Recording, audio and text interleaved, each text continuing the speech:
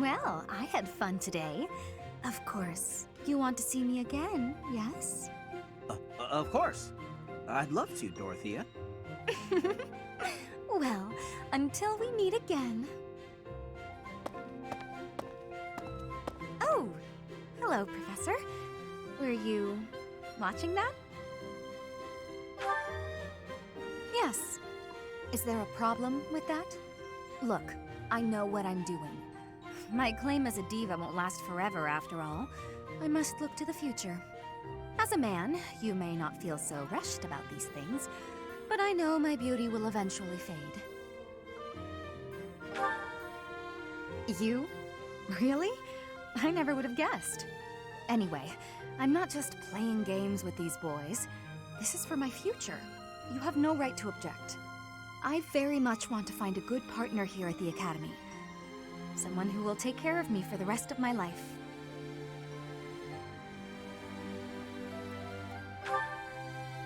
I'm glad you understand. Not everyone appreciates the necessity of taking the initiative while you're still in your prime. Or are you just saying that?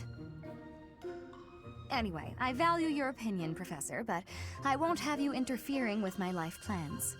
Unless you'd like to take care of me into my old age. That'd be something, eh? How about it, Professor? I wasn't... You aren't being serious, are you? I was just teasing. Or did you really just consider spending your whole life with me? If you did, that actually makes me... It makes me happy. I had no idea you might look at me that way. You've gotten awfully quiet. You might even be blushing a bit. Have I embarrassed you? If so, I'm very, very sorry. I should be going anyway. I'll see you later, Professor.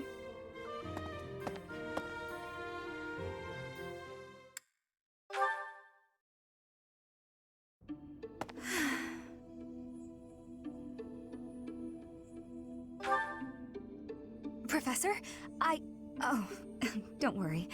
It's nothing. Actually, could we talk for a bit? Somewhere a little more private?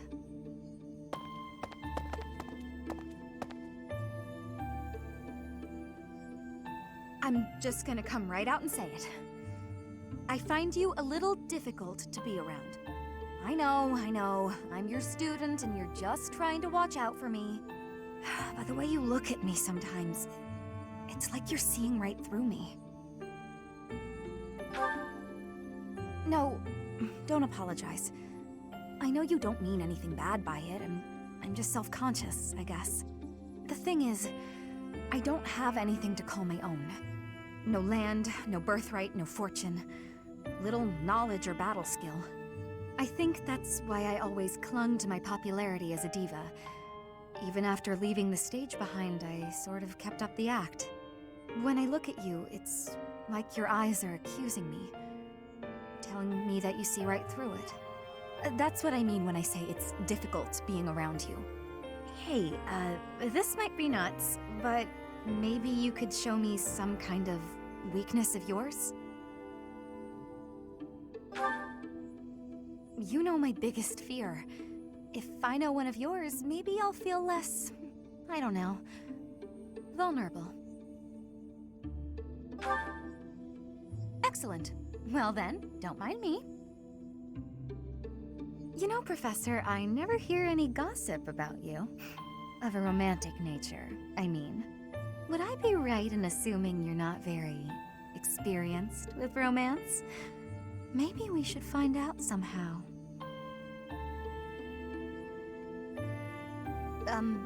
Professor? What's with you? Why aren't you reacting to anything I'm doing? Oh, come on. Is your heart even beating? You're making me lose my confidence. That's all right.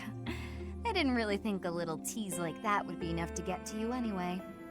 Though it does still make me lose just a little confidence in my own charms.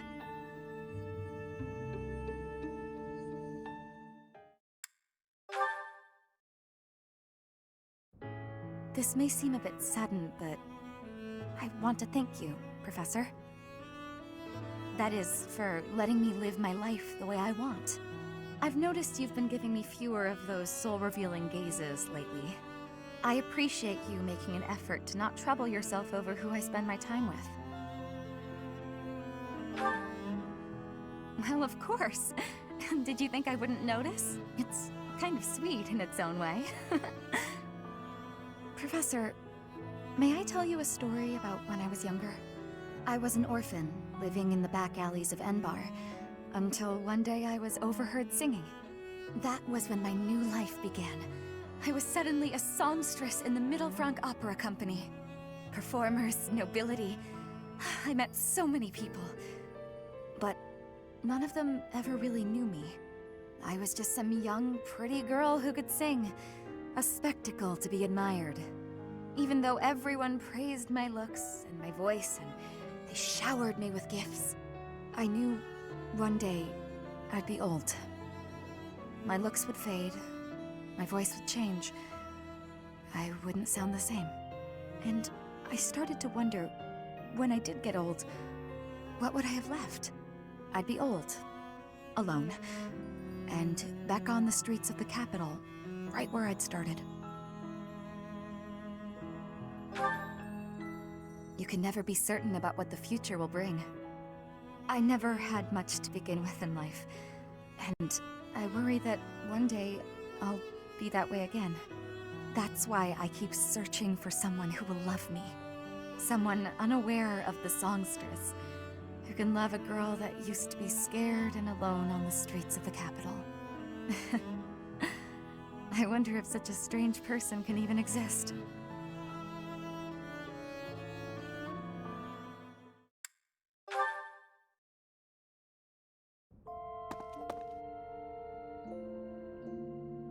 Oh, is this where you've been? Everyone's looking for you. With the war over, I'd like to think they'd at least give you a few days' rest. Don't worry, I won't tell them you're here. It's a rare occasion for me to have you all to myself. No, I've given up on that. I realized there was no point. Besides, maybe the person I've been looking for is closer than I realized. What? Is that... That's a ring. It would be very embarrassing if I had the wrong idea, so I have to ask. Are you proposing? Here? Now? To me? I don't know what to say. Are you sure? You want to spend your life with me? Even though I'm not a songstress anymore? And I don't come from a noble family or have any wealth or land to my name? You won the war. You could pick anyone in the world. Why would you? Okay. I mean, yes. Yes, I love you madly and I'd be happy to marry you. But if we're going to be married, I had better think up a cute nickname for you. Don't you think? Oh, I wonder what I should call you now. Darling, my beloved. So many options. I starred in so many operas where I captured the heart of my beloved, but I never dreamed that it would feel this wonderful when it actually happened. A life singing for you in a peaceful world. I imagine that life will be more wonderful than I ever could have hoped. I love you.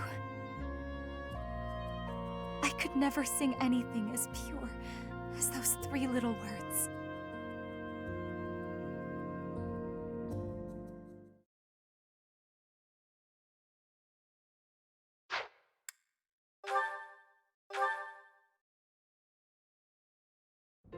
Well, I had fun today. Of course. You want to see me again, yes? Of course. I'd love to, Dorothea. Well, until we meet again. Oh!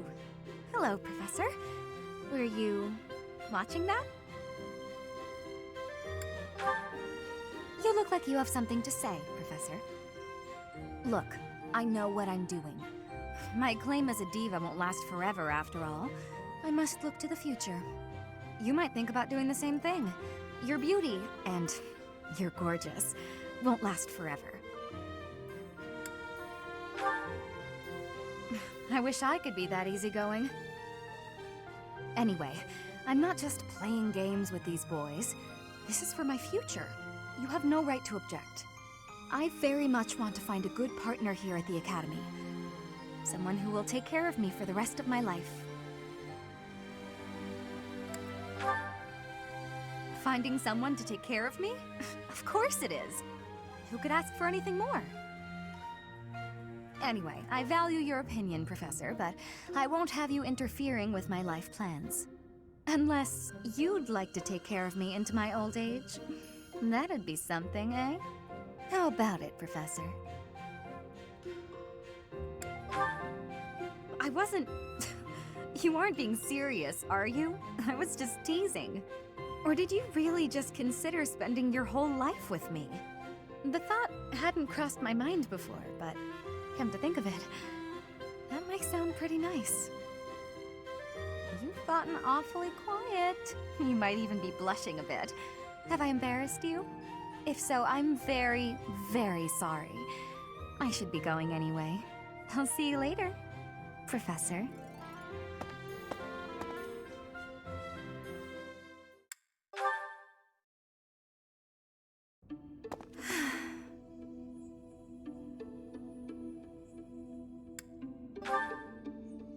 Professor, Oh, don't worry. It's nothing. Actually, could we talk for a bit? Somewhere a little more private?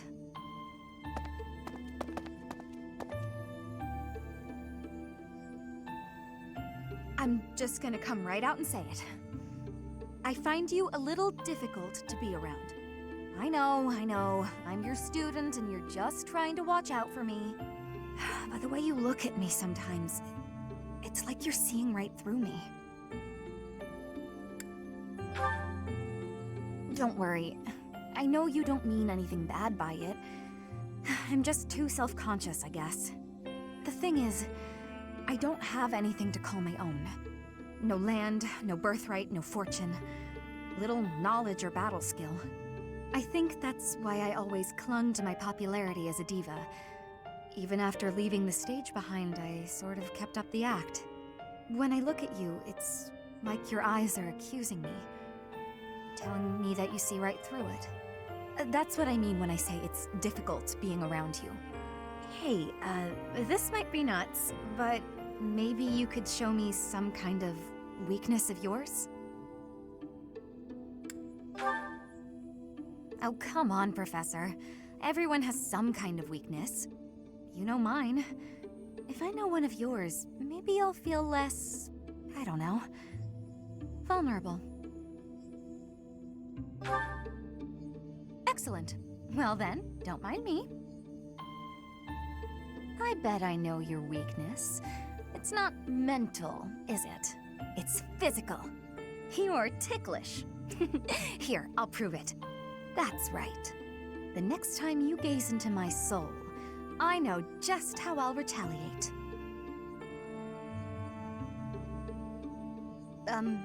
Professor? What's with you?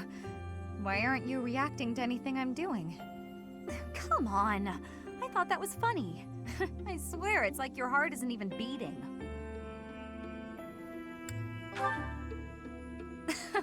Don't be so silly. Huh? It really isn't beating? Is what I'd say if I were more gullible. You're just fooling around, Professor. I'm not sure how you did it, but that was a good one.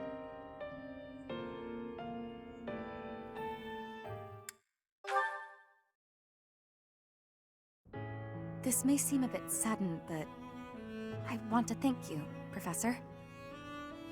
That is, for letting me live my life the way I want. I've noticed you've been giving me fewer of those soul-revealing gazes lately. I appreciate you making an effort to not trouble yourself over who I spend my time with. If you say so. But I notice you doing it all the same. It's kind of sweet in its own way. Professor, may I tell you a story about when I was younger? I was an orphan, living in the back alleys of Enbar, until one day I was overheard singing. That was when my new life began. I was suddenly a songstress in the Middle Franc Opera Company. Performers, nobility. I met so many people. But none of them ever really knew me. I was just some young, pretty girl who could sing. A spectacle to be admired.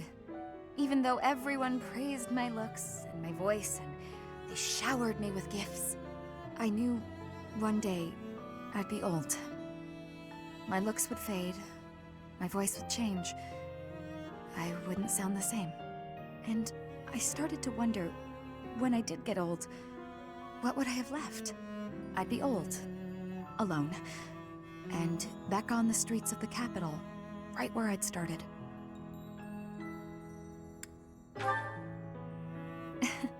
That's sweet of you, even if you are just flirting.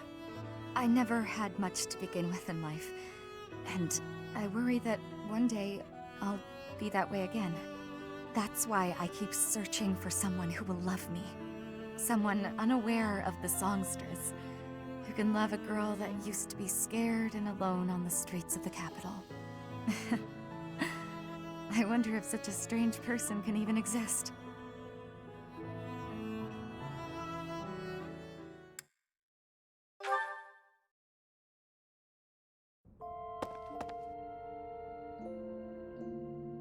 Oh, is this where you've been? Everyone's looking for you. With the war over, I'd like to think they'd at least give you a few days rest. Don't worry, I won't tell them you're here. It's a rare occasion for me to have you all to myself.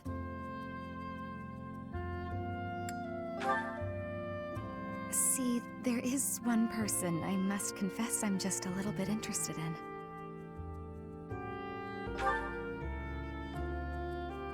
What? Is that... That's a ring. It would be very embarrassing if I had the wrong idea, so I have to ask, are you proposing? Here? Now? To me? I don't know what to say. Are you sure? You want to spend your life with me? Even though I'm not a songstress anymore? And I don't come from a noble family or have any wealth or land to my name? You won the war. You could pick anyone in the world. Why would you? Okay. I mean, yes. Yes, I love you madly and I'd be happy to marry you. But if we're going to be married, I had better think up a cute nickname for you. Don't you think? Oh, I wonder what I should call you now. Darling, my beloved. So many options. I starred in so many operas where I captured the heart of my beloved. But I never dreamed that it would feel this wonderful when it actually happened. A life singing for you in a peaceful world. I imagine that life will be more wonderful than I ever could have hoped. I love you. I could never sing anything as pure as those 3 little words.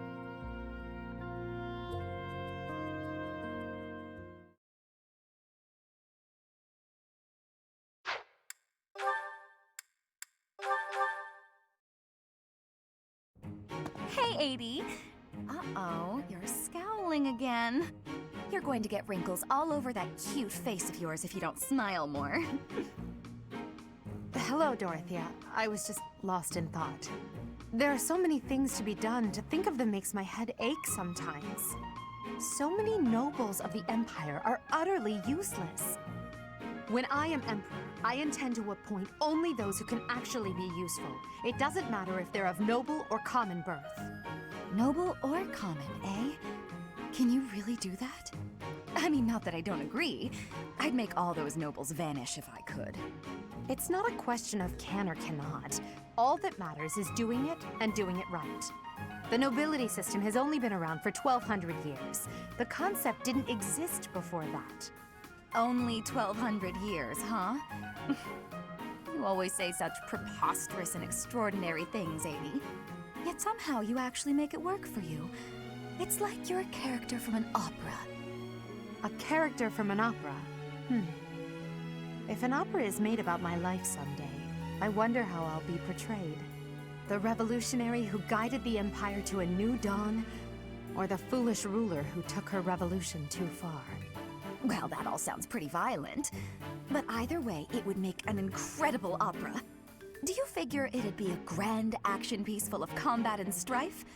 Or would you prefer a somber political drama? Hail the mighty Edelgard, though red blood stains her story. Heavy as her crown may be, she will lead us all to glory. To a brighter dawn we shall carry on. Hail Edelgard! That's quite enough, Dorothea. I'm starting to feel more than a little embarrassed. Lovely as your voice is, let's just hope that any operatic productions about me are still a ways off.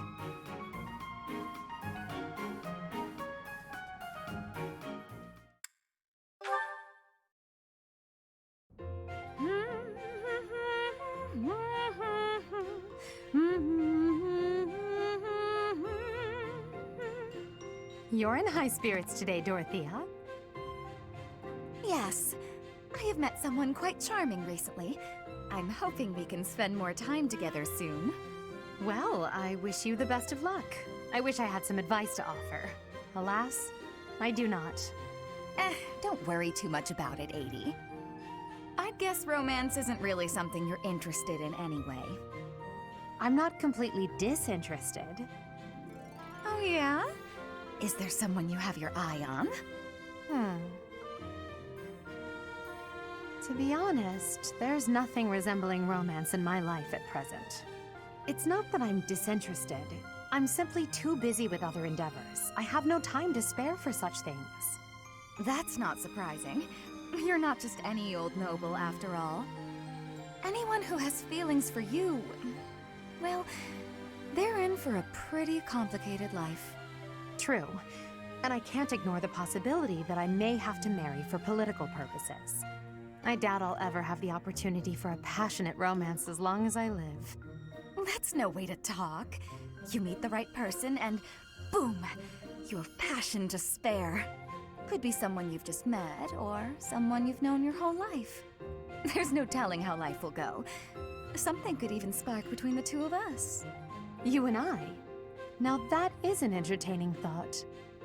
If such an exciting future is in store, I look forward to it. Oh yeah?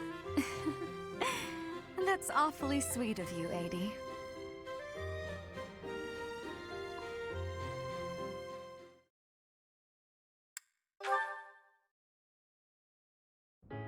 Hey, Adi, take a look at this. I received it as a gift. It was sent from...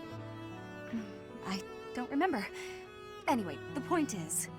Dorothea, when you receive a gift, don't you think you should try to remember who it's from? You're right. That's a little thoughtless of me. What's gotten into you lately? You seem mostly uninterested in the various suitors throwing themselves at you. Is something on your mind? Oh, don't worry about me. Everything's fine. I'm just finding it difficult to care about chasing after love as much as I used to. Do you have any idea why? Well, I do have an inkling.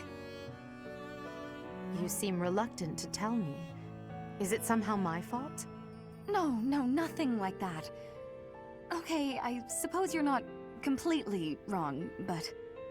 How do you mean? Please, just say what's on your mind.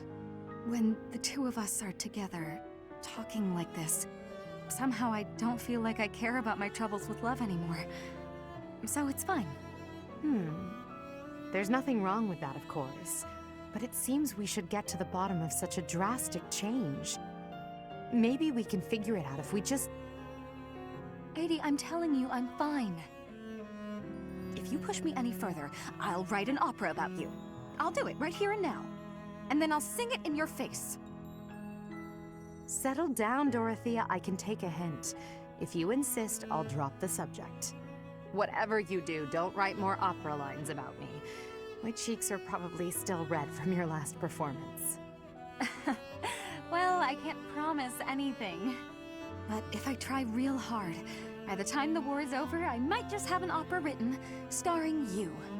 No need to worry though, Adi. I'll be fabulous as you.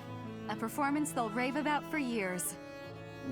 The frightening part is that I don't know whether you're joking or not. But I do regret to inform you that you won't be playing the role of Edelgard. Why's that? Don't you see? No story about me would be complete without the character of Dorothea. It would be ridiculous for you to play me instead of yourself. Adi, you really are something special, aren't you?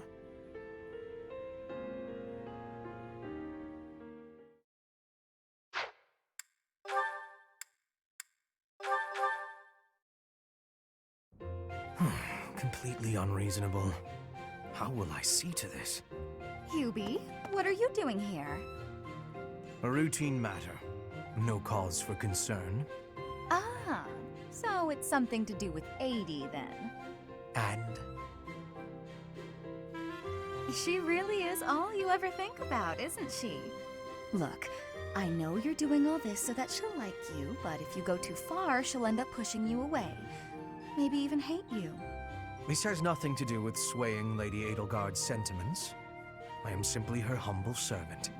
I do what is in her best interest. Whether she cares for me or not is irrelevant. It really doesn't look that way to me.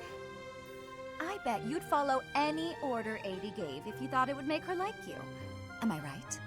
Any order? What a thing to suggest. But the answer is no. I will decline any directive that I deem would not be beneficial to her. Is that right? So, just for example, if Adi commanded you to find yourself a suitable wife, would you do it? If it would benefit her in some way for me to marry, then yes, I would marry. It's easy to say that now, with no bridal party in sight. But if it was the day of the wedding? Nah, I don't believe that. I don't care what you believe. My only wish is to see Lady Edelgard fulfill her ambitions. All other matters pale in comparison. Hubie, pale in comparison? You've seen too many operas. I don't think you understand how the world works. At all. And I don't care what you think either. I would make any sacrifice to support Lady Edelgard. It's a shame you've never experienced such devotion. You're right. I don't have anyone like that right now. But maybe someday I will. Then maybe someday you'll understand. Until then, we will never see eye to eye. Now, if you will excuse me, I have much to do. Hubie, I don't get you. Although I do find your point of view just fascinating.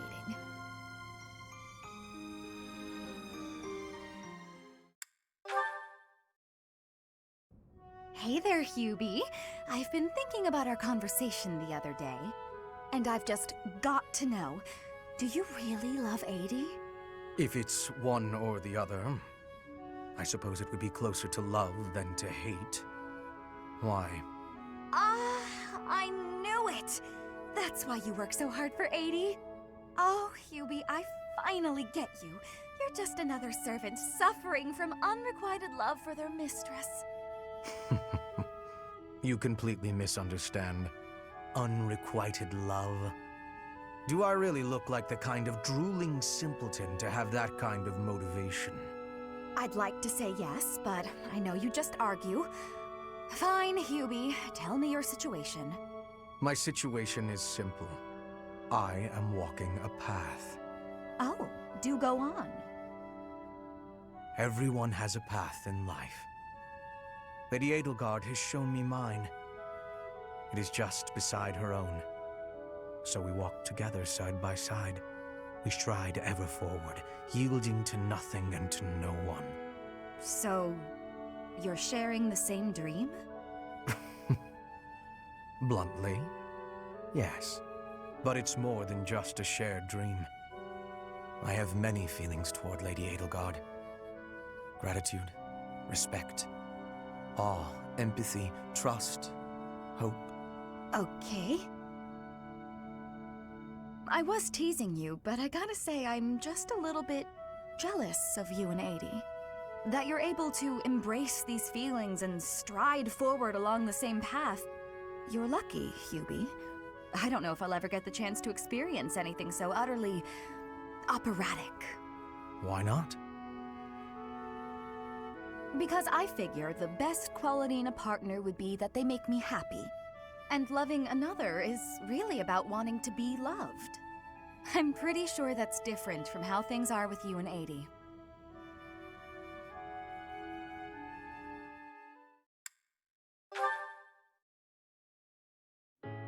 Hubie, I've been thinking. What's this all about now? It's about what you said before, about your path. You mean the path that Lady Edelgard and I walk? I guess I don't really understand that kind of thing since I've always been focused on my own goals. But you, Adi, Professor, all of you are fighting for an ideal. That's big. It touches everyone. Then there's me, with my hands full thinking of just myself. One person seems enough to me. Maybe you're right. Do you have something more to say, Dorothea? It is unlike you to seem so uncertain. I guess so. I'm sorry, Hubie. It's just, I've been thinking a lot lately about whether Adi might command you to marry me. What? Perhaps Adi might command you. No need to repeat it. I heard you quite clearly. Like I said, my hands are full thinking of just one person. But if you and I were devoted to one another, maybe we could strive for the future you believe in. Maybe I'd finally understand your path and be able to think about more than just myself. Seems it's my turn to not understand. Did you just propose marriage as a way to get to know me? How exactly would such an arrangement benefit me? Oh, it'll benefit you. Go on. Well, this path you're walking with Adi will have one more loyal follower. Isn't that enough? I suppose it may well be. Your contribution to our cause has been noteworthy. I've no complaints about your battle prowess either. And if you are able to walk the path as I do, that would be something very special. So, will you consider it? This is all because of you, you know. You made me wonder what it's like to be wholly devoted to another person. All right. I'll consider it.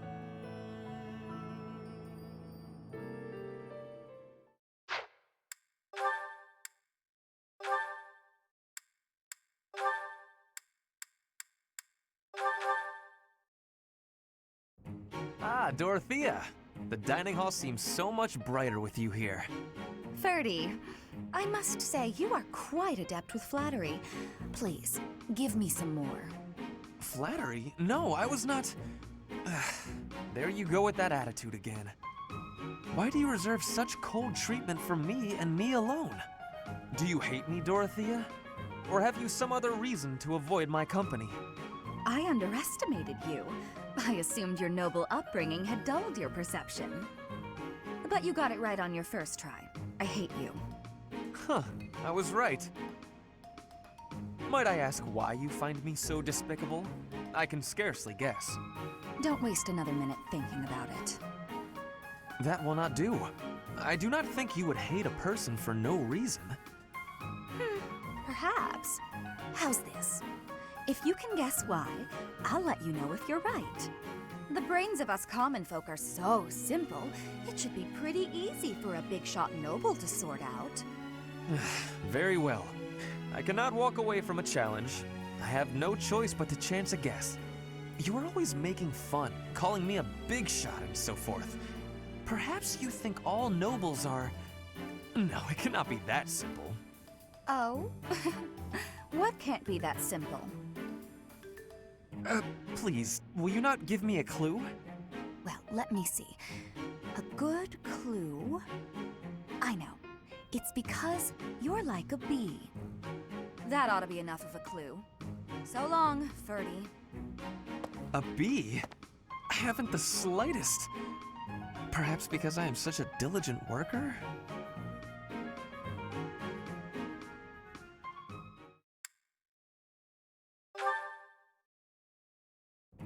Ah, you have arrived at just the right time.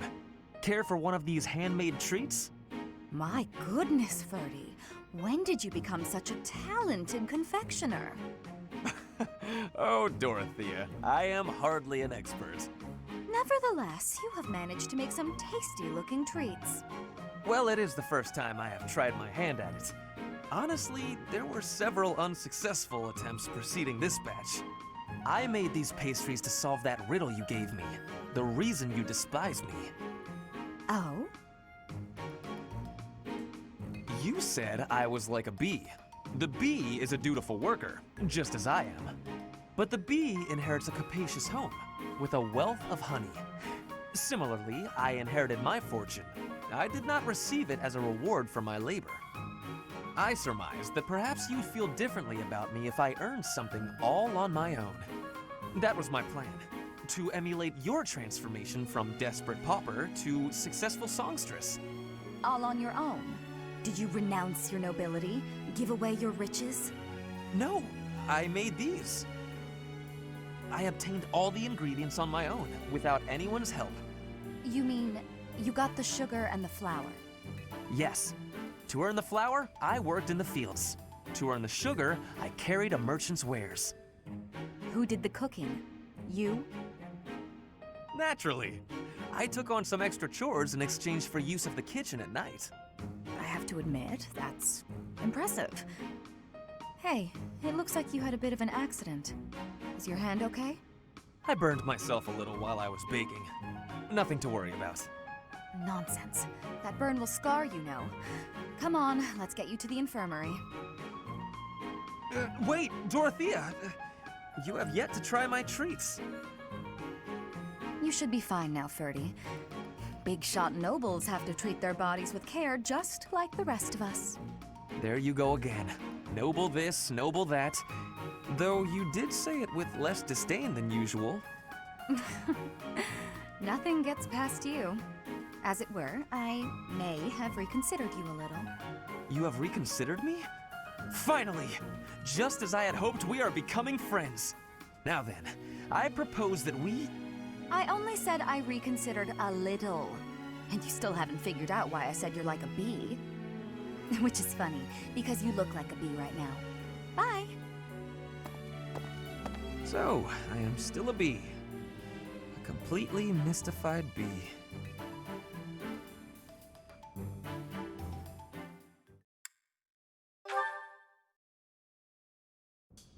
Ah, Dorothea. I am surprised to find you here. I did not think you were all that religious. There's a lot you don't know, Ferdy. But you're right. I'd hardly call myself devout. After all, it was thanks to the goddess and her noble regime that I suffered so much as a child. You must be quite brave to speak so coarsely in this hallowed place. But what do you mean? About suffering as a child? Do I really have to tell you? Oh, forget it. I'm sure you already know that I'm an orphan. I grew up in the alleys of Enbar, begging for coins, eating scraps, drinking from drains. I see. I remember seeing street children around the city. I could have died. Then the right person overheard me singing. And suddenly I was in the opera. I was a songstress. And my goodness, did the nobles like me. The people who used to spit on me and call me an urchin, they praised my voice and my beauty. A nobleman who once kicked me gave me the most gorgeous shoes. I almost asked if it was a joke. So that is why you despise the nobility. But why do you think I am the same as them? Do you really believe that is the kind of man I am? You think I would ever treat people differently based on appearances? There is nothing noble about that. Oh, really? You're something different? That's not how I remember things. It was the very day that I was discovered. I was in high spirits. Nothing was wrong in the world. I secretly bathed in one of the town's fountains, hoping to wash off some of the dirt from the streets. I sang the same song the opera composer overheard earlier that day. And that's when you appeared. Me? No, it could not have been. Don't play dumb. You glared at me, the same look I'd gotten from every other noble, then you ran off. When we met at the academy, you were a different person. All smiles and friendly words. You were like a bee, Ferdinand. A bee attracted to a flower in full bloom. So it was you then, singing that song. Dorothea, please listen. This is a misunderstanding. When I saw you, I could not take my eyes off you. I was hypnotized. Your beautiful voice, your elegant face, droplets of water on your skin that glittered in the sun. I thought you were a water nymph. Stop it, don't lie to me. No, it is true. I was only a child. The vision overwhelmed me. That is why I ran. I plucked up the courage to return, but no one was there. I thought perhaps it was a dream. Maybe I can believe you. I've wanted to, ever since the day you made me those traits. I thought then that maybe you weren't like the others, but there's a lot I have to let go of, Ferdy. Of course. I am glad we had this conversation. You know, I do not mind you thinking of me as a bee. Life as a simple drone, circling a queen. It actually sounds quite wonderful. Don't drones keep the queen safe from other bugs? I like the sound of that.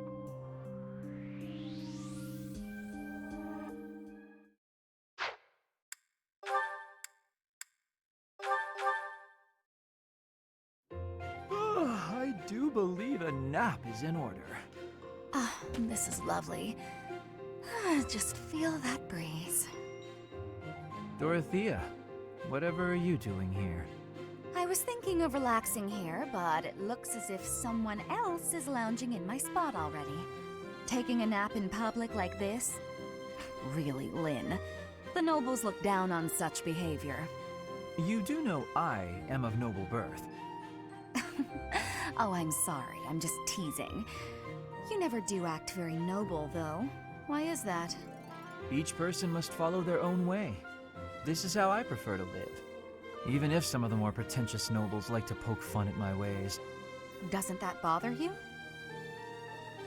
I mean, really? It doesn't hurt your pride or anything? What use is pride? It doesn't feed nor clothe you. It offers no warmth on a cold night. First time I've heard a noble say something like that. Well, most nobles are... oh, what is the polite way to say it? Fools. Yes, they are fools. As for myself, my father is the Minister of Domestic Affairs, and he has pride enough for the both of us. For example, did you know he and the Minister of Military Affairs cannot get along, although they value each other greatly? His pride gets in the way, so he can't make amends. That is why there is discord between civil ministers and military officers in the Empire. And so pride serves no good purpose in politics either. So tell me, what use is it? I wonder if bad blood between civil and military leaders is somewhat unavoidable. The Minister of Domestic Affairs is in charge of all civil officials, so if they just give in easily, their subordinates would lose respect, right? I get the feeling that if your pride isn't equal to the responsibility you bear, then you aren't fit to lead. Also, I happen to think pride can be quite charming. And how necessary is charm? It just gets in the way of living your life. If you lack charm, nobody will give you a second glance. Right, which means more time for napping. Lynn, you can't really believe what you're saying, can you?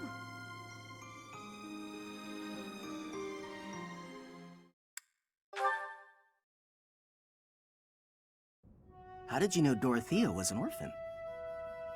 I hear she buttered up some noble and he enrolled her in the academy. Does someone like that even belong here?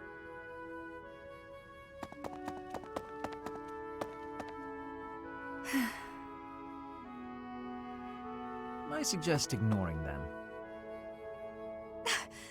Lynn, don't scare me like that. You seem less scared than surprised, but that's quibbling, I suppose. As for those two gossips, unimportant. I suggest forgetting all about them and their petty words. Join me for a meal.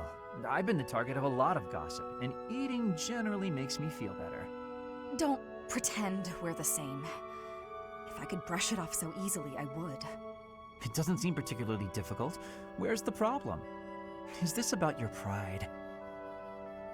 No, not even a little bit. What then? Lynn, please just go away. I want to be alone right now. That's fine. But your life is your own business. It's not something that can be affected by the petty words of a stranger. Sorry. I kept talking, didn't I? I'll stop now. Please do.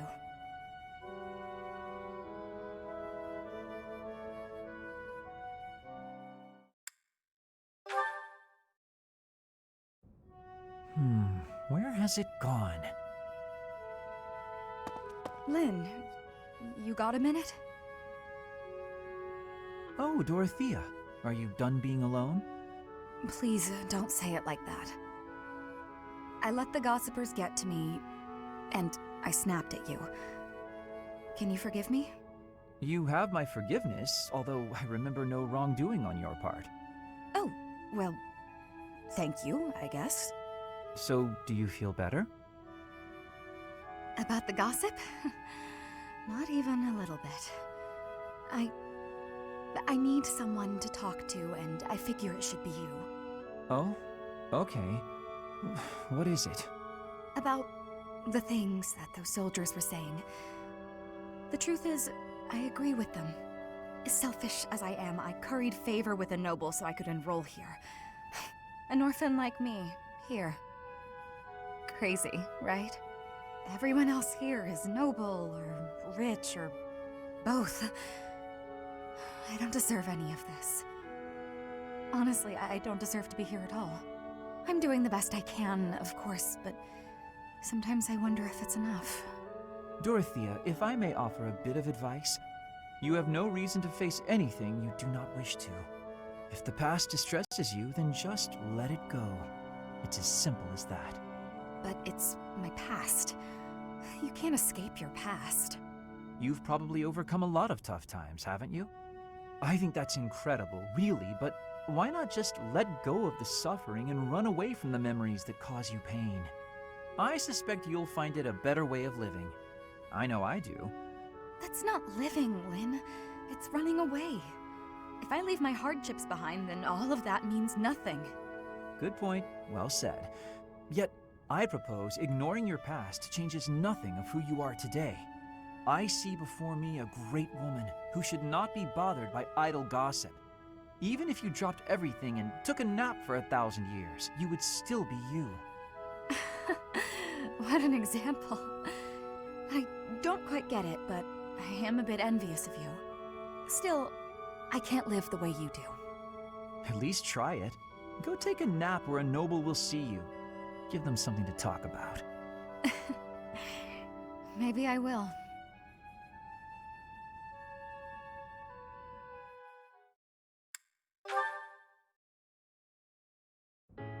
Ah, here you are. What's up, Lynn? Come to invite me to dinner? Well, that too, but first there is something I wish to say. I believe I previously implied that it's okay to live out your days by running away from what troubles you. And I think that I was unkind to you. What are you talking about?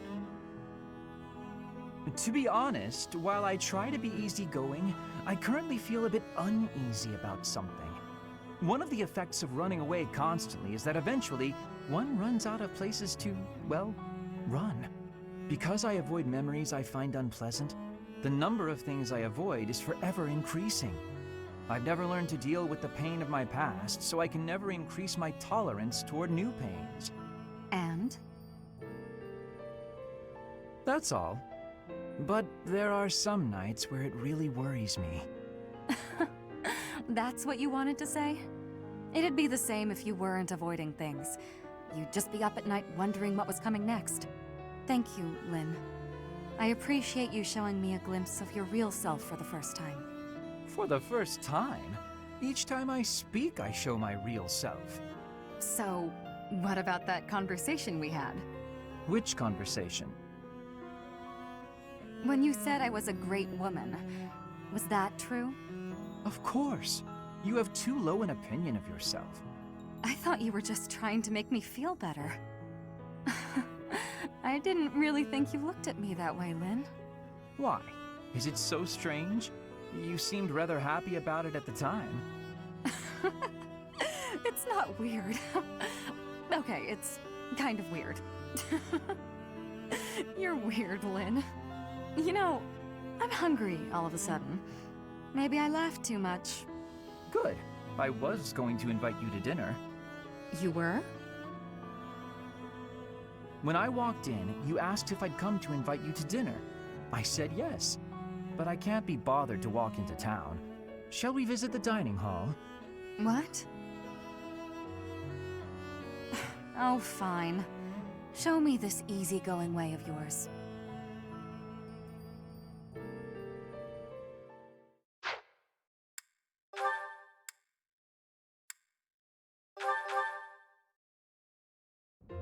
Oh, Caspar, just who I was hoping to see. I have a tiny little request if you have time to help me. I'm always happy to help. What can I do for you? That is exactly what I was hoping to hear. Would you mind coming along to my room? Your room? Okay. This isn't what I had in mind. Come on, a big, strong guy like you. This is easy. Lift up the cabinet, please. I need to dust behind it. There's still more to do. Why do you care so much about keeping this place clean? It's just a dorm room. Were you raised in a stable? Leaving this place a mess wouldn't be fair to the next person who uses it. In fact, I think once we're done with this room, we should clean up your room as well. Yeah, I don't think so. I have some actual training to do. Oh, come to think of it, I have a date myself. The fella I'm seeing has quite a charming face, rich family, and I assume a tolerable personality. Don't you get tired of spending time with all these guys who have tolerable personalities? Oh, it gets tedious at times. You must listen to them talk, for one thing. But it's important for my future. That's how I see my training. I guess it's pretty much the same thing. I don't know if that's a comparison you really want to make. Why not? Seems about right to me. Sure, I'm a noble, but I'm also a second son. I don't have anything coming to me. Why do you think I'm always training so much? I need to prove myself on the battlefield if I plan on making it anywhere in this world. I know you don't have noble status or wealth, so you're putting in the effort to marry well, right? See? Pretty much the same thing. I suppose. It would be nice if everyone saw it that way. Well then, Caspar, I need to get ready for my date. Shall we both agree to work hard for our futures? Absolutely. I just hope our efforts are worth it.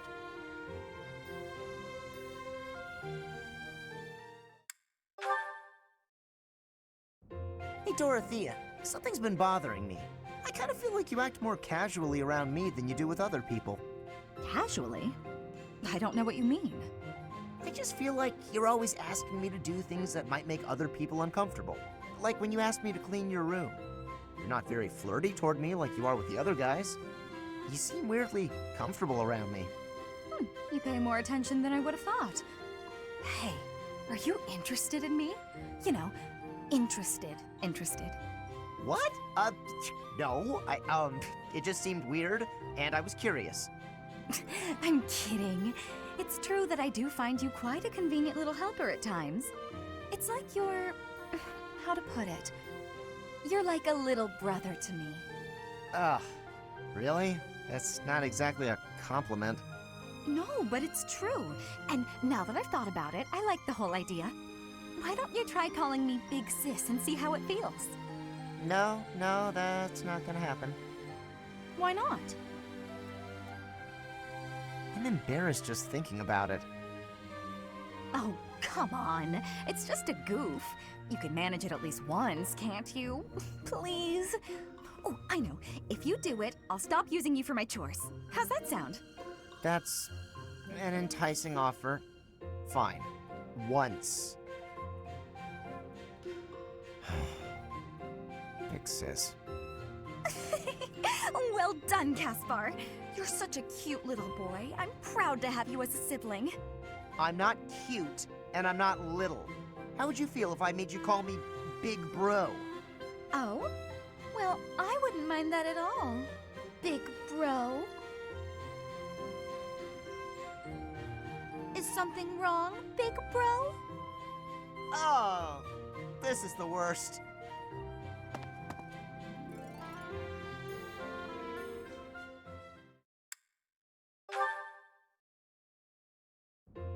Hey, Caspar. Care to join me for tea? Again? Well, let's make it quick. I gotta get some training in eventually. More training? Don't you get tired of it?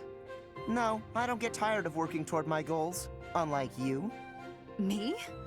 What do you mean? Your quest for the perfect husband.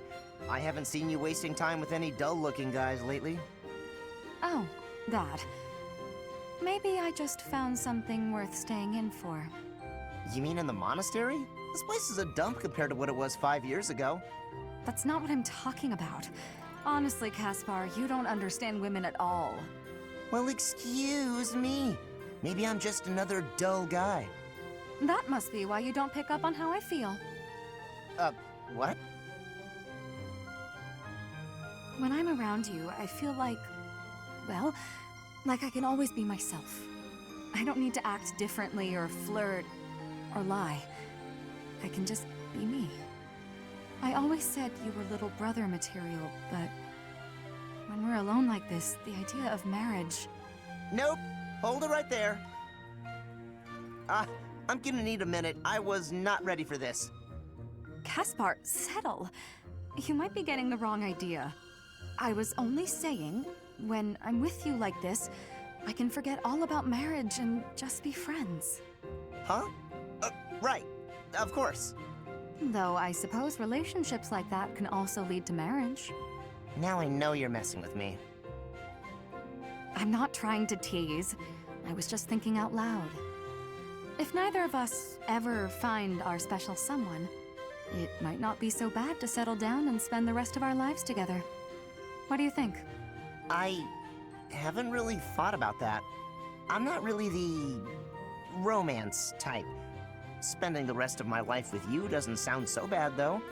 But why are we even talking about this? There's no way you won't find someone great. Stranger things have happened. Either way, no point in worrying about it now. I'm plenty happy with our current situation. Let's just focus on staying good friends. Good idea.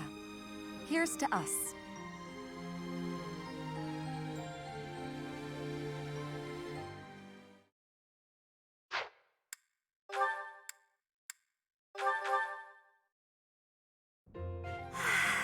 It's peaceful here. Flowers are so calming. Just looking at these, it's like all the terrible parts of the day just disappear. If only people could be more like flowers. What's Bern doing? She looks like there's something wrong. All these nobles are just terrifying. And the commoners? Just look at Dorothea. So pretty, popular, dazzling. There's no way someone like me could ever be close with someone like that. Bern, are you okay? Dorothea! Did you hear all that? Just the part about you wishing you could get along with someone. So, Bern, who have you got a crush on? Seriously now, you have to tell me. Who are they? Do I know them? I'm so excited for you, Bern. No. I was actually thinking about being friends with you. Me? I thought we already were friends. That's not what I mean. Oh, I'm such a coward. I thought it would be great if we could be closer. But old memories just get in the way for me. Bern, whatever happened in the past, you know you have my full support. I'm here for you. I thought we'd already been friends for a long time now. Please. Just forget it. We'll never be close friends. Father would just... He would just... No! Wait, Father? What did she mean by that?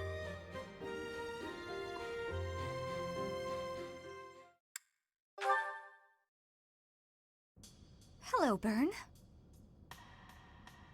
Oh no, what did I do this time? Did I offend you? Is this your revenge? No, not at all. I just want to talk. If you promise not to resort to violence, I'll do whatever you want. Bern, I've just been worried about you, that's all. When I said I was your friend, you ran away, saying something about your father. Remember? Vaguely? I know you've lived through some bad times. If you could tell me about it, maybe I could help? Oh, I don't know. Please. Your father's not here now. Whatever it is, you're safe to tell me.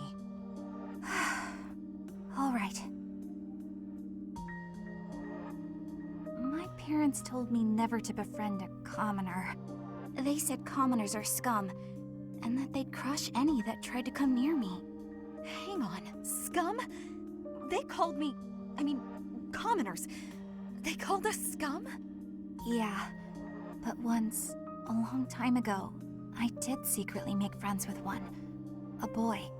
When my father found out about him, he disappeared the very next day. I heard he was found beaten half to death. I never saw him again. Since then, I've been terrified of making friends with anyone. Commoners especially. I never knew that kind of thing really happened. You hear stories, sure, but... Oh, Bern, I'm so sorry. I'm proud to be your commoner friend. Dorothea! Hey now, relax. There's nothing to bawl about. If your dad tried to beat me up, I'd return the favor and then some. Return the favor? When I was in the opera, you better believe I had run-ins with the most wicked, terrible men. I survived kidnappings, attempted murders, all kinds of stuff. But you know what? I broke those guys' arms. Snap! It was a thank you for all the trouble they went through trying to hurt me. You're incredible, Dorothea. So, now that you know I can defend myself, can we be friends, Bern? All right. Yeah.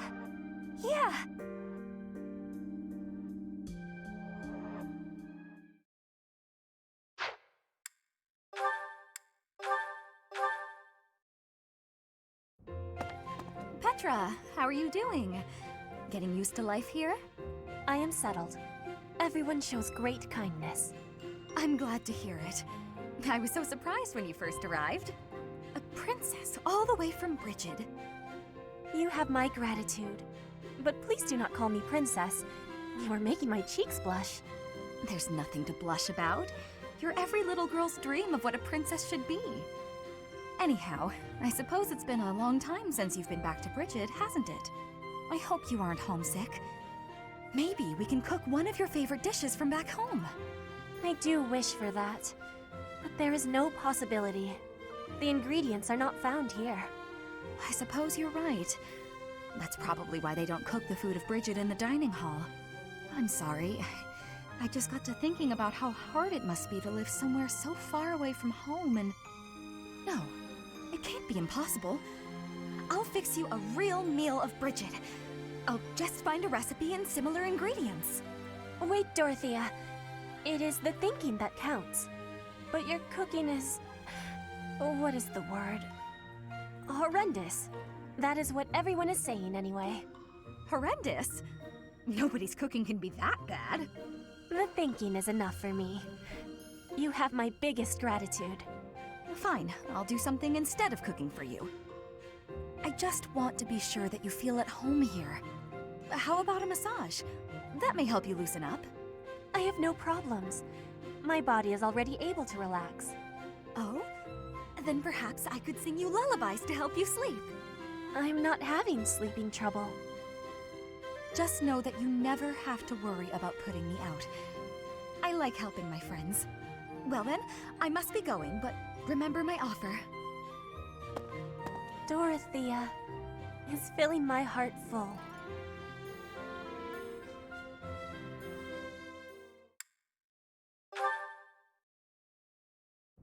Dorothea, I want to be asking you a question. Oh, please do. Why have you come to Garreg Mach? Is your goal different from the rest? Yes, I suppose. Everyone here is an heir or an heiress, but not me. I'm just a commoner. When I enrolled in the Officers' Academy, I was different than everyone else. I wanted to secure my future, and my big idea was to marry money. Ever since, I've been dating different, terribly well-to-do men, searching for a good one. So far, there's been no reason for a second date. Marrying money? That is not sounding like a good idea. Money would be a bad husband. Pretty much. But you treat me well. I have so much gratitude. Well, why do you show me such friendliness when I am not money? Oh, no, Petra. This isn't like that. I like spending time with friends. It's wonderful being friends with you. And I hope we can stay close for a long time to come. Yes, I have that hope too. But I have also been thinking of who is good for me. Oh, I see. And still I am thinking we should be friends. Oh, I know why. Because we're both trouble for Imperial nobility. Yes, we both have troubles. Feels nice, doesn't it? Knowing that together we can irritate that many people. Since we've already got a lot in common, let's get to know each other better, shall we?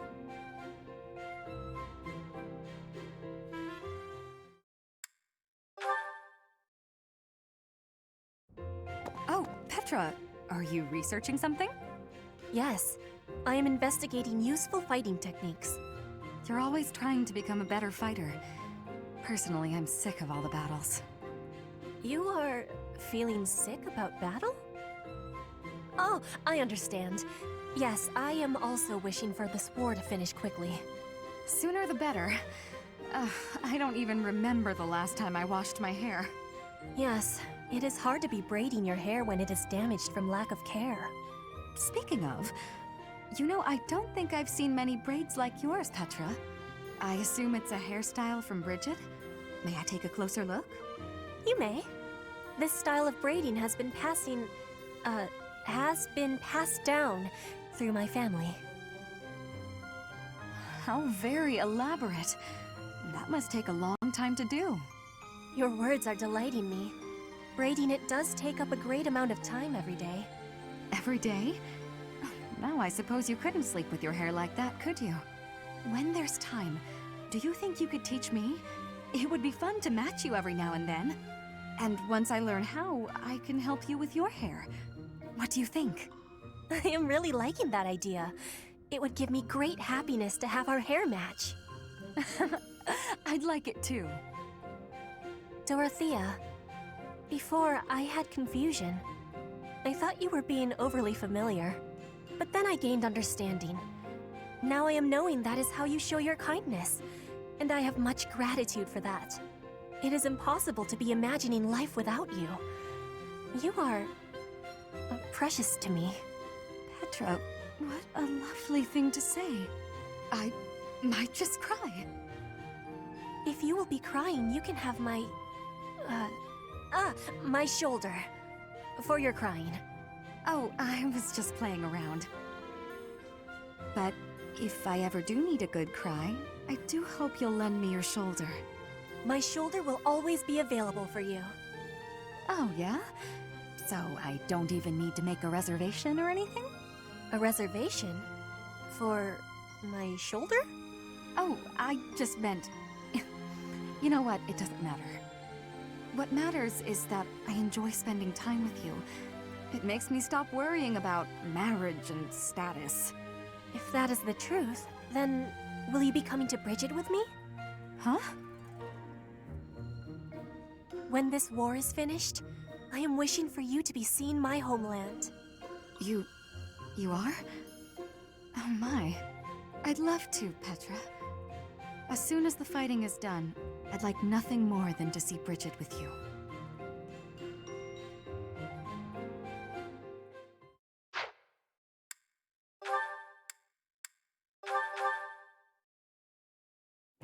Felix, my goodness, I swear you're always training. Such a hard worker. So strong.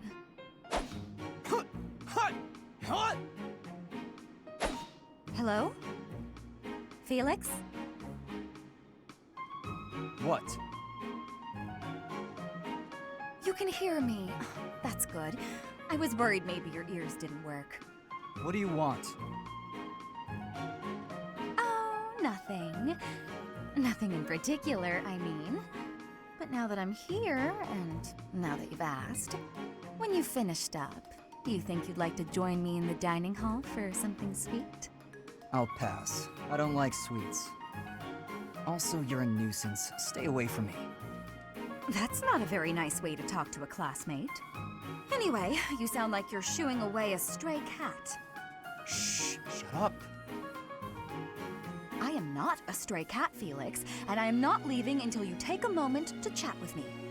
You are a pest. Fine, do what you will.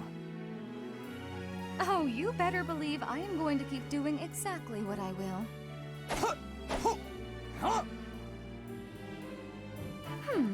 Maybe instead of a sweet treat, we can get something spicy.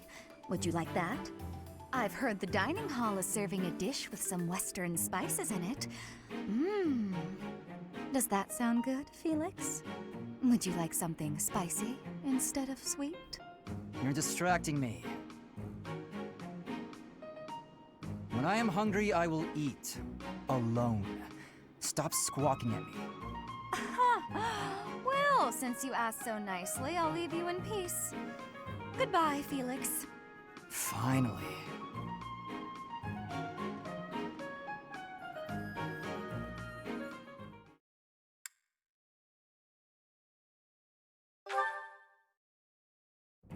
You're following me. Stop. I am leaving you alone, just as you asked. I may be walking the same way as you, but What do you want? you've made it abundantly clear I'm not to want anything from you, including politeness. I heard a rumor that you're planning to settle down with a noble. You're trying to get close to me, aren't you? You want to marry into House Fraldarius. Nice try, Felix, but it's not like any old noble will do. I just find you interesting is all. Is that so odd? Interesting? I'm not interesting. What do you mean? I've never met a noble so unsociable. Yes, that's the word, unsociable. Other nobles are quick to be friends, even if it's just because they might gain something from it. The Empire's nobility, maybe. The Kingdom's nobility is a whole different animal. If they are, so what? You should care how others think of you. Why? I don't answer to them. All that matters is improving my skill. I'll prove my worth on the battlefield. Those people care so much about appearances they can't even see each other. It makes me sick. Oh, I agree. What's important isn't how someone looks, it's their true nature. I don't pretend to know your true nature. I don't even have a very good understanding of my own. But I suppose you see mine just fine, don't you? Just a silly girl with no thoughts in her head except for marrying a noble. Yes? Goodbye, Felix.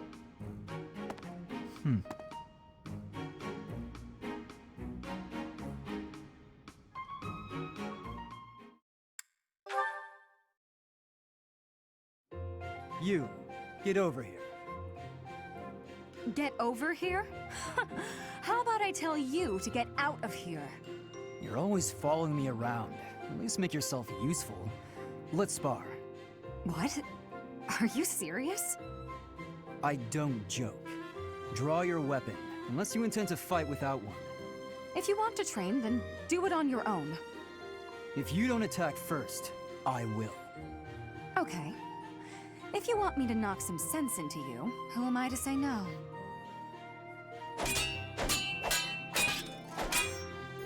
For someone whose only aspiration is marriage, you're pretty strong.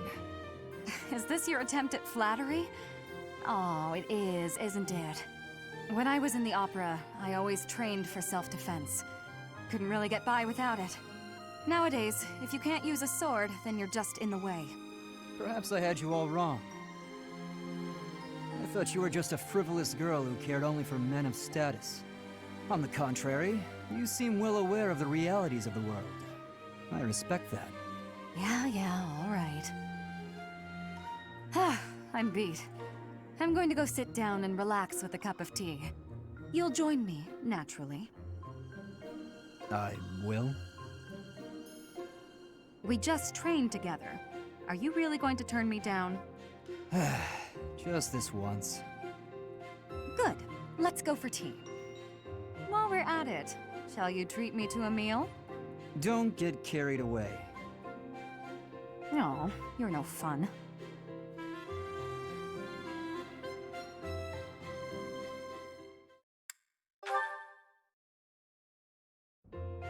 So, Felix, is the tea to your liking? It is. It's nice to relax like this every now and then, isn't it? It is. You said some of your equipment is damaged, didn't you? It is.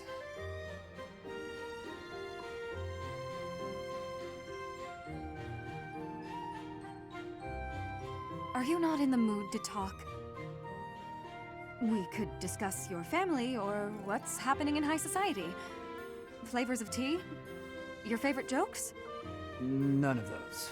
I already told you, I don't joke. Of course, only cynicism. Oh, I know. We're holding a small opera in the cathedral soon. I'll be singing too.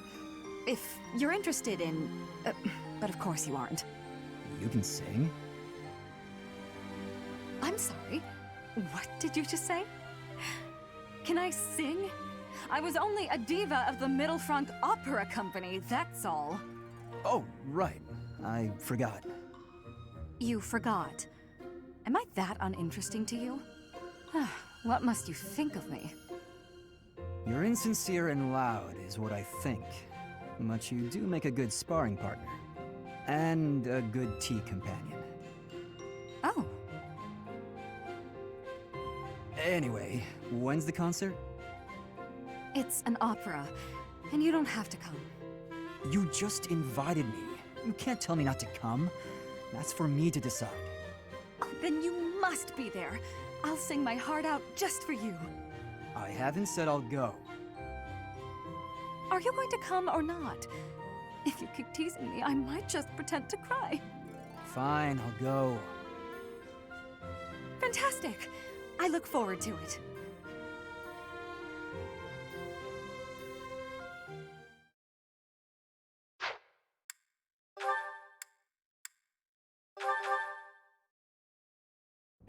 Ah, Sylvain. It's unusual to find you doing something other than hitting on women. Ah, Dorothea. I've been preparing to do just that, as it were. My intention is to flirt with the monastery's most beautiful flower, Dorothea herself. Oh dear. And I've ruined all your hard work. You might as well save the effort. I'm not taking the bait. Oh, Dorothea, your wit is as sharp as your beauty. Don't you want just a little flirting? Just a sample? I'm not like all the others, you know. I don't doubt it. By not like all the others, do you mean how serious you are about being disingenuous when you flirt? And that is supposed to mean what exactly? Your social standing isn't bad, and you're not bad to look at or particularly dumb. You could easily be engaged by now.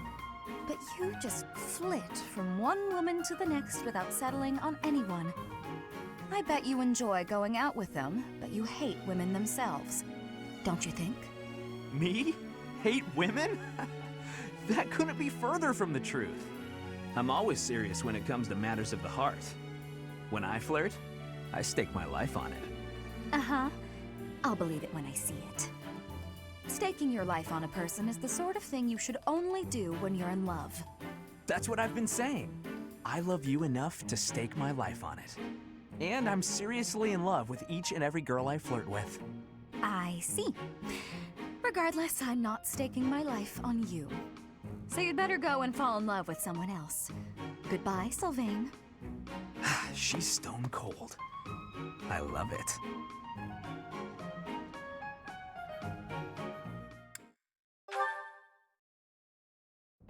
Ah, Dorothea.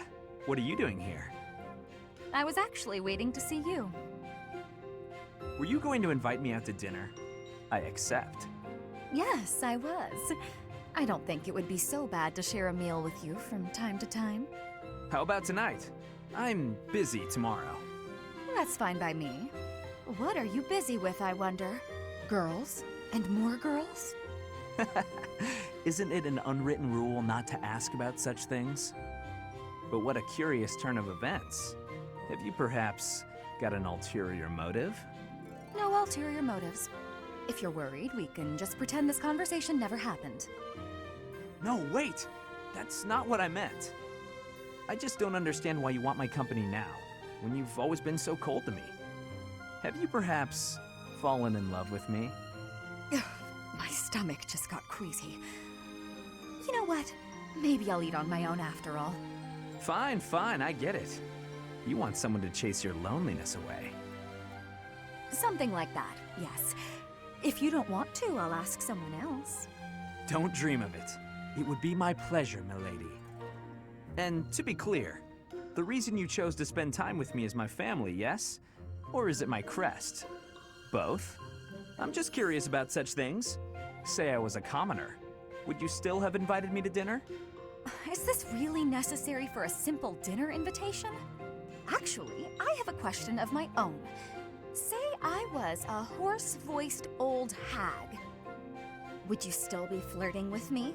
Would you still want to hold my hand and whisper sweet nothings? That's a difficult question. I have nothing against mature women, but... Even if you were an old man, I still would have invited you out.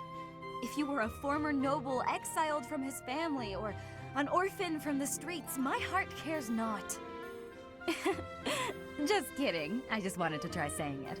Of course it's better that you have money. You little... Yeah, that's probably true. So, Dorothea, about that dinner? It would be an honor to have you join me tonight. And let's not talk about things like this over dinner, okay?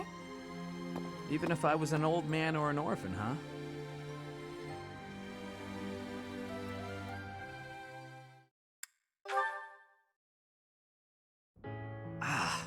Why am I so unlucky with women lately? Oh, Sylvain, what's that face for? Have you been dumped again? Isn't there an unwritten rule you shouldn't ask someone that? I'm sorry. I thought you didn't mind being dumped. So your love life can get you down sometimes after all. Who knew? I'm sad every time I break up with someone. It's just, I usually try to be the one doing the breaking up. I've never had a hard time with girls. Ever.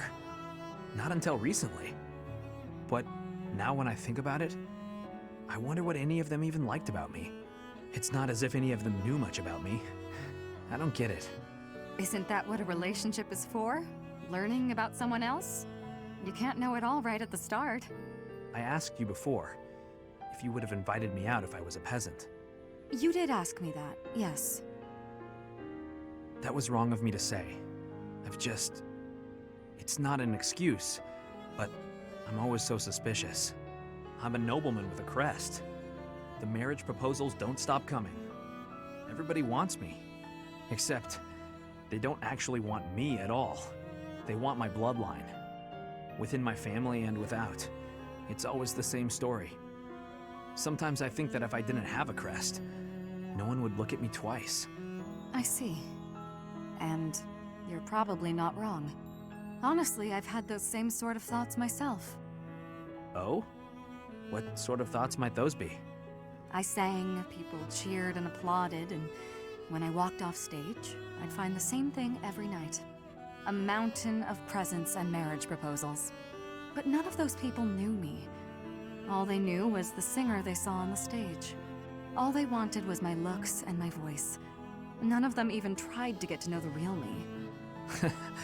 I'm pretty sure I've heard this somewhere.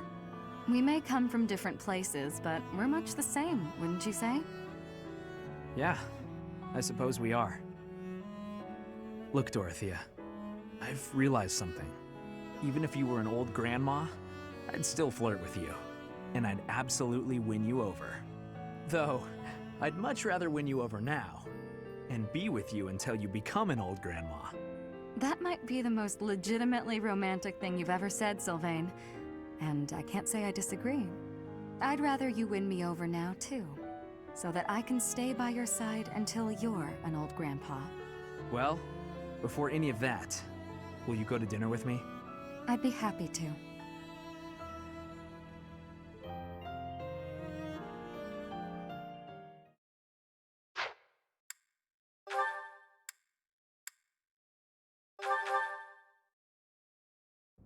Ingrid, do you have a moment? We're going to perform an opera in the cathedral. We are? Yes! It's a small one, but I need some volunteers. Let me tell you, Alois is very excited. He's already doing a ton of work for the show. I see. What's it about? Classic opera fare.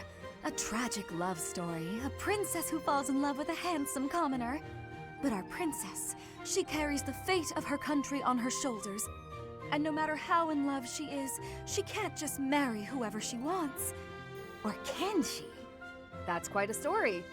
Sounds tragic and beautiful. Who will be playing the princess? Me. I was a singer in an opera company, though I hope I'm not being too presumptuous casting myself. Even if you're not interested in being part of the production, you will come to see it, won't you? I'm asking everyone to dress up properly. I want it to be a stylish and elegant night. That does sound quite lovely. And I do want to go, but Please, don't worry if you can't make it. I understand we're doing this on such short notice. No, it's not that. I just, I struggle with the elegant part of things. I don't really do myself up in elegant clothing and makeup and such. If fashion's your concern, lady, you're in luck. I am? If you don't dress for the occasion, no one will take you seriously. But don't worry about a thing. I'll happily work my magic on you. When it's time, I'll meet you in your room. We'll make you the most beautiful woman in the theater. Oh, goodness. Okay.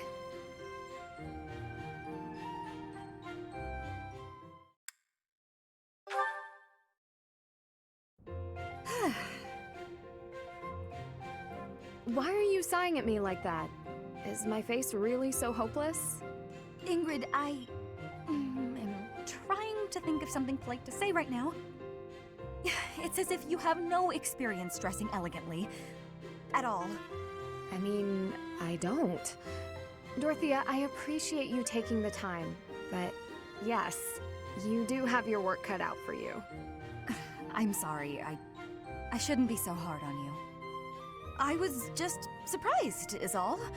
A gal like you, you're a beautiful young noblewoman who somehow has no experience with either makeup or fashion.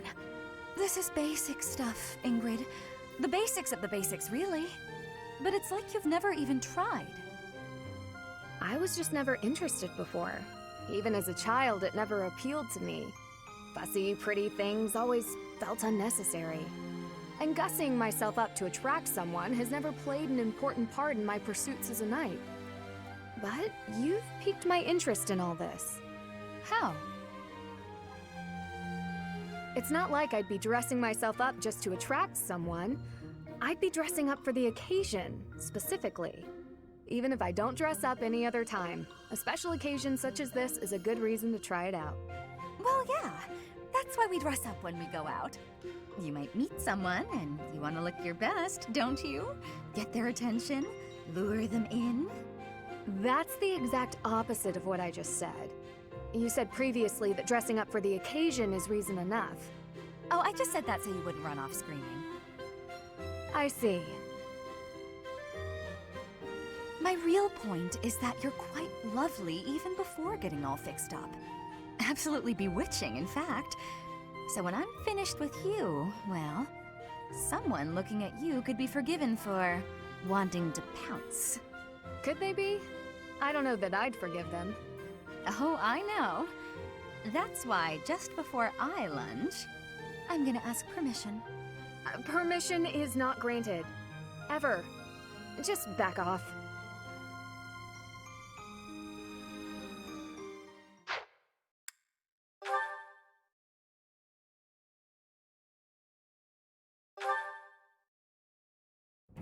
Ah, Dorothea. Your beauty puts even the most pristine flower to shame. Ah, Lorenz. As silver-tongued as ever. Oh, not at all. I must bid you good day. I see the rumors are true. What a shame. Rumors? About me? Whatever do you mean? Why, that you're always ready to flirt. Unless she's a commoner. Then you'll bid her good day as quickly as possible. Like you did with me just now. Are we so unpleasant to speak to, us commoners? That is a rather pointed question, but I do happen to have an answer for you. As the heir to House Gloucester, I am in search of a bride of suitable social status. I seek to build upon the honor of my house, and to do that, I require a noble wife. I'd think you could find plenty of suitable women, even among the masses. Do not be so certain. A lady who marries me must be prepared to enter noble society, whether she wishes to or not. It is a complex web of etiquette and expectation, not a world one could easily step into without the proper upbringing. What's more, House Gloucester would hardly see much benefit were I to join myself to the household of a commoner. Oh, I can imagine. Well, I suppose that means any friendship between you and I is doomed as well. Isn't that a rather excessive conclusion? You want someone to birth your house's next generation. I want someone to share my life with. I'm not even an option in your eyes, and you're hardly viable in mine. However, we're all friends here, aren't we? So I suppose politeness at the very least is in order.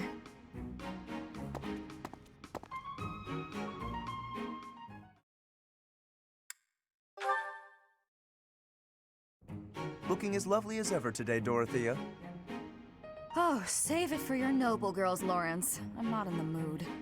I was only being polite. And it really was quite wonderful to be so near your elegance.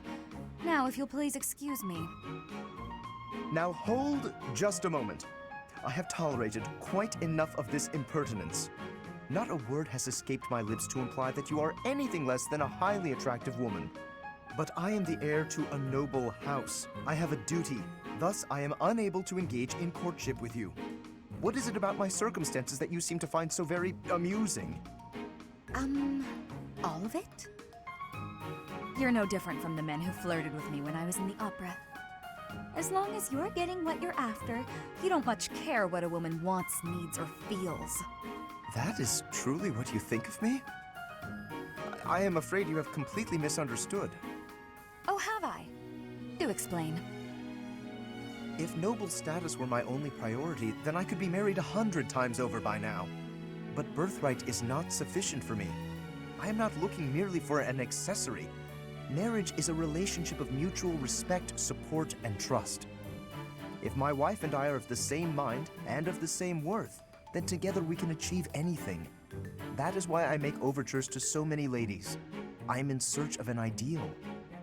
You're searching for someone who matches your vision of a perfect spouse? How odd. So am I. And everyone else. My standards are somewhat more exacting, but yes, I suppose on that point we are similar. Please understand that I'm acting with the best of intentions in search of a partner. You're more serious than I thought. And so earnest, it's almost adorable. If you met a peasant girl and fell madly in love, would you be able to give her up? Break her heart? I would have no choice. The worlds of the nobility and the common folk are simply too far apart. I cannot choose to abandon my duty merely for the sake of a fleeting emotion. Lorenz, you're dangerously close to dedicating your life to the lie that nobility is something special. I hope you realize that before it's too late.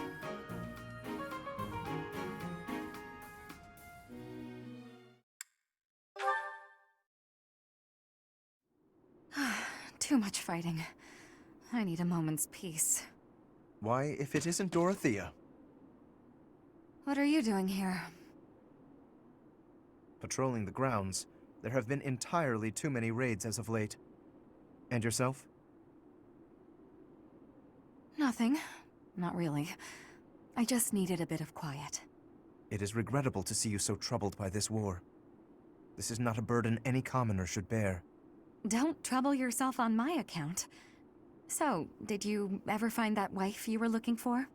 This is hardly the time or place for me to be searching for a bride. Why do you ask? The truth is, I know this is sudden, but there's a war on, and who knows what tomorrow brings, right? Go on. I've always been quite fond of you. But I've also, well, I've given up on you. That is sudden? But why would you give up on me? You're from a noble family, and I'm a commoner. It would have been scandalous. I did what I could to be worthy of you, but you never noticed. So, I've resigned myself to a lonesome life, my feelings unrequited. You found it so easy to give up on me? Truly? This war has changed my mind on a great many things, you know. I've given it all a lot of thought.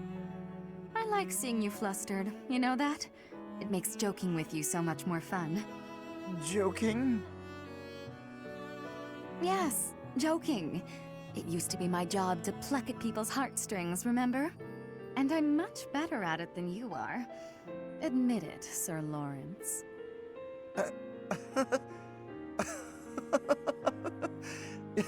I concede defeat, but your words have cut straight through to my heart. And now I must tell you how I feel.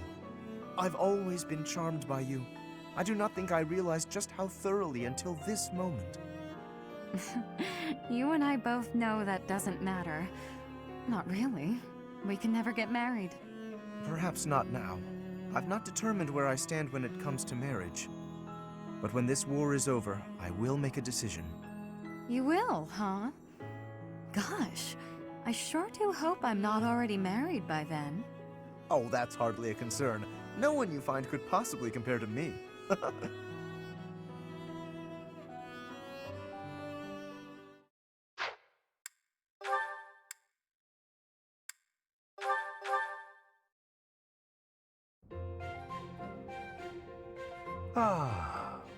Time to relax. Professor Hanneman, do you have a moment to talk? Of course, Miss Dorothea. Whatever is on your mind. I heard you were once a member of the nobility, and you surrendered your title to come here. Indeed, I was a noble once. Why are you so curious about that? I knew there was something noble about your speech and your perfect manners. You're always impeccably dressed, too, and you have a certain pride about you. What interests me is that you threw it all away. Why? I threw nothing away, child. In fact, by stepping away from its trappings, in my heart I feel closer than ever to the true meaning of nobility. How so? Consider this. At its inception, the concept of nobility assumed that the greatest among the populace would rise to power. In my mind, I believe that means those who value knowledge, those who strive for more and wish to protect and guide their fellow man. However, in practice, nobility often serves to keep those deemed commoners down, segregated from those who, by chance, were born to a noble family. That is one of the reasons I decided to leave that nonsense behind and dedicate myself to the study of crests. Though I have abandoned my position, in my mind it was to pursue what I consider to be a truly noble pursuit, that of knowledge. I see. Well, you're definitely a noble in that sense of the word. To pursue such admirable ideas without regard for your social position. How wonderful. Pardon?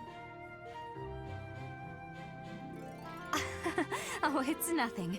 I was just very moved by your words. Ah, well, I'm quite pleased to hear you say so.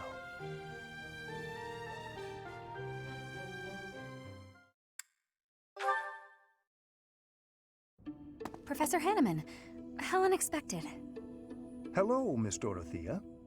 There is something I would like to ask you, should you have a moment. And whatever would that be, Professor? Ah, it's just some rumor I heard about your prejudice against the nobility.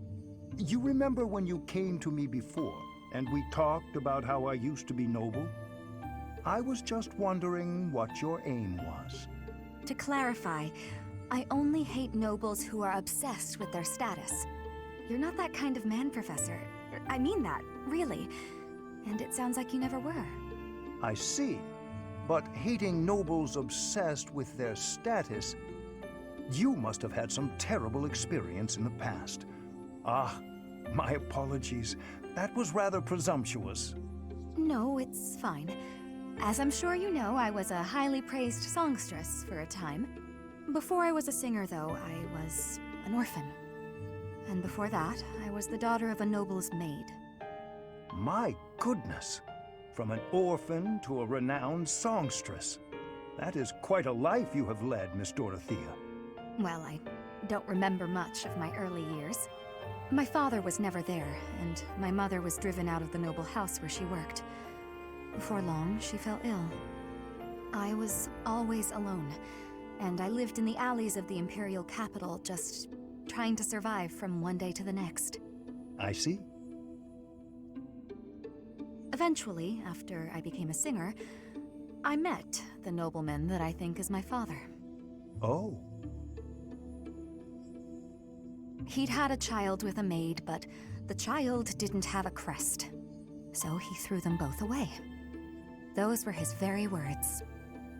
I can't prove that he really was my father, but I suppose it doesn't matter. He didn't know who I was. And when he flirted with me, my feelings were something beyond fury. I was dumbfounded. In truth, I felt that way about all of the nobles who flocked around me, yet would just as easily have tossed me away should it better suit them. You have my most heartfelt of apologies, Dorothea. I am afraid my curiosity has opened old wounds. Sadly, it is undeniable that the nobility is full of such terrible people. Perhaps even myself. Professor? Oh, it is nothing. Just lost in a memory of my own.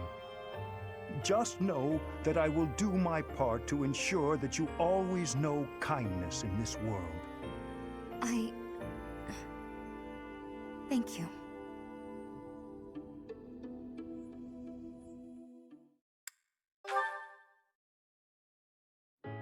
Dorothea, my dear, you must be tired from the extended fighting. May I get you anything? Thank you, Professor Hanneman, but I'm fine. You don't appear fine. Make sure not to overexert yourself. The war is not yours alone to fight. You have friends to rely on. We are here for you, always. Thank you, but I really am fine.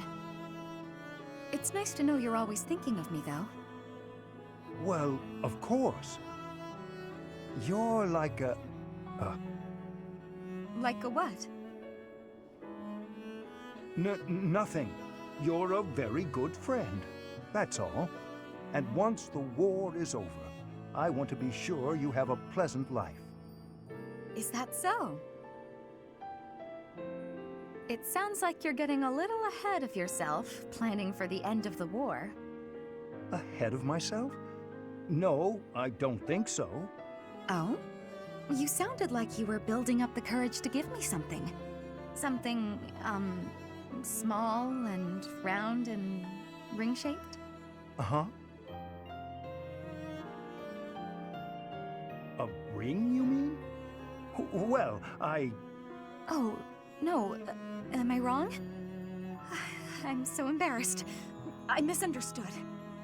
Oh my! That's what you were thinking. I've misled you. I see now I phrased things all wrong. I had no other intentions, I swear. I'm sorry. Please forgive me. I could forgive you if you proposed properly. You got me excited, you know? But I haven't. It's okay. I'm just teasing. Don't look so scared. Teasing? Ah, well, of course. It's nice just to know you care about me.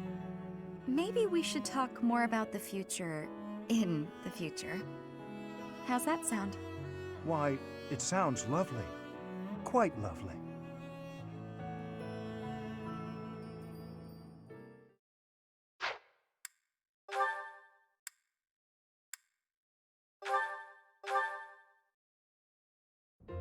Professor Manuela!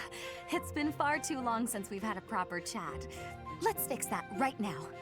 Too true, Dorothea. We hardly have a moment to spare here. But it's so nice to see you flourishing. It certainly brings back memories. You know, somehow you've gotten even prettier. The years have been kind to you. That's something like a rose telling a daisy it's pretty, but I appreciate the compliment all the same. Oh, honey, if that's the case, I hope you'll work hard to never become a rose like me. Too many thorns. Oh, stop it. You've accomplished a great deal. You should be proud. That's a very nice sentiment, and I appreciate it. Thank you. So, I've been dying to know, how did you come to be enrolled here? I know you didn't have any family connections. How'd you do it? Well, it did require pulling some noble strings. But learning everything to pass the entrance exams, that was all me, and very hard. Especially while I was still singing for the opera. But I wanted the academy more than anything else. Well, bravo, and well done. You've always had to find your own way in life, haven't you? I so wish you could rely on people more often. Still, though, you haven't said why you worked so hard to get into Garreg Mach to begin with. Isn't it obvious? Because you were here. When you retired, it broke my heart. But it also woke me up. Seeing someone like you, who shined so brightly on the stage, give it all up and start a brand new life. It got me thinking about my own future, and what I wanted it to look like. As ever, I followed your lead. Oh my. I don't know what to say. I had also heard that the heirs to the Alliance, Empire, and the Kingdom were all enrolling this year. With such an exceptional crop of potential spouses, how could I go anywhere else? And have you gotten what you were after? Your dreams, a future, and a good partner? I'm sure I'll find my somebody someday, but I haven't found them yet. It's so nice to spend time with you again, Manuela. It's been too long.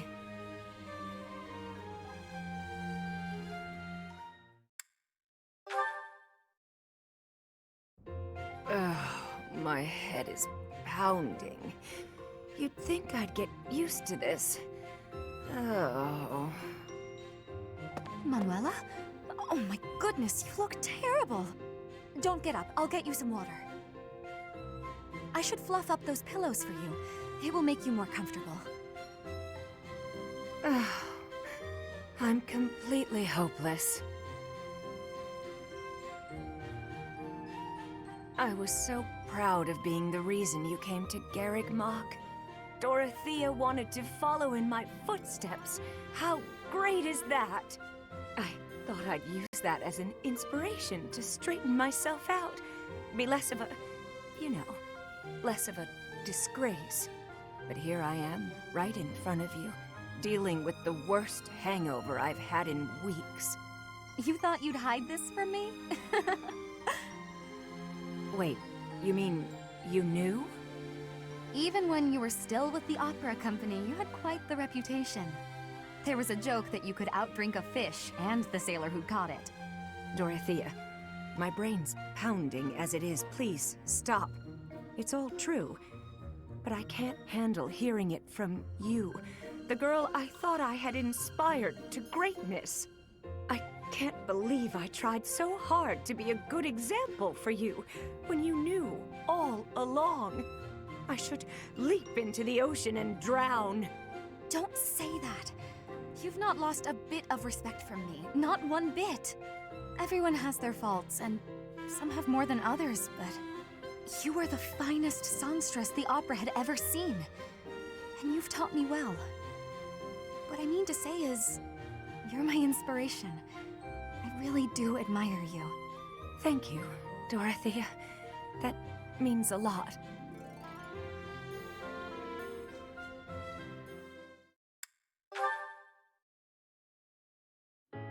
Dorothea? You look as if something's terribly wrong. I do? Oh, nothing's wrong. Not really. I've just been thinking about the future. And what happens when the war is over. And tell me, what is your vision of the future like? Well, I'm not entirely sure. I guess I don't know what to expect. In my life, I've met all sorts of people who've lived lots of different ways. So now I'm trying to figure out how I want to live. I'm free, unlike so many people. I have the ability to take control of my own fate. Like you. Well, I quit the opera to join the Officers' Academy as a professor. Then I joined this war because, well, I don't know. I'm hoping for an end to it. Peace for the world. Even though I took control of my own fate, I still haven't found the man of my dreams. You'll find him. He's out there somewhere. You know, there is one thing I want for the future. So, you've got a dream after all. Well, it's a dream I've always had. You'll think this is silly, but I'd like to stand beside you. I don't get it. When you left the opera company, I took your place. I stood center stage and sang, and everyone cheered for me. I wish the cheers were for me and you. I wish we stood on that stage together.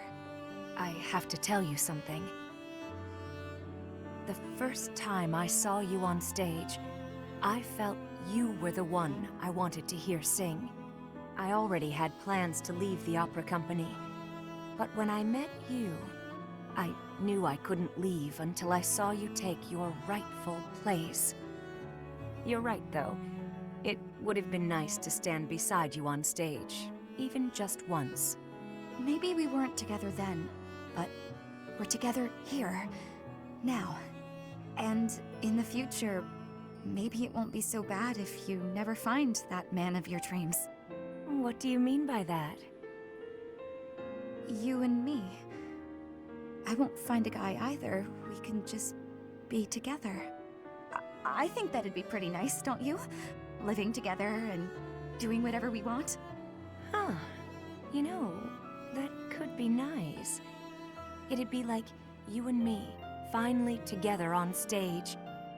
The lights shining down, our gowns and jewels sparkling. Just us. Sparkling in the stage lights forever.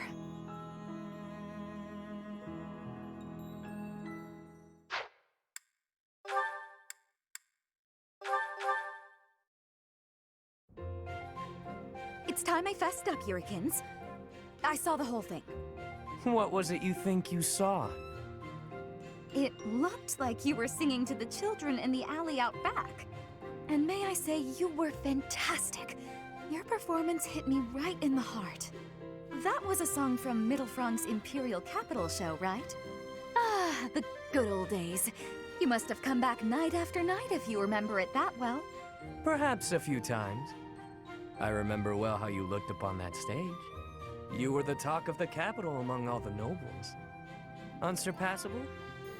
Yes, that was it. It's hard to believe I'd run into that unsurpassable songstress In a place like this, luck is on my side, as ever. I couldn't convince you to sing tenor yourself, hmm? You're talented enough for it. What are you getting at? Is this an invitation from the mystical songstress herself? Male virtuosos are hard to come by. Would-be divas are a dime a dozen, but men? Not so much. And they have to be talented. As good as I am, which is very talented indeed. I think you have what it takes. If you're interested, I can...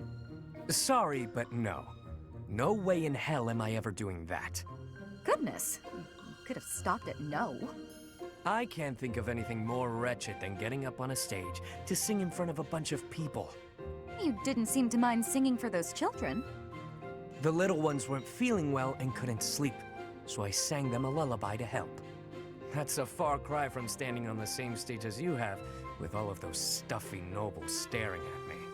Truthfully, I'm not brave enough for it. Rein it in, Yurikins. It's the opera, not the battlefield. This isn't a life or death situation. Fair enough. Sometimes I forget what's a real threat and what isn't. But I must ask you to never bring up singing again. Not to me. Not if you want to keep things amicable between us. How can someone that good at singing hate it so much?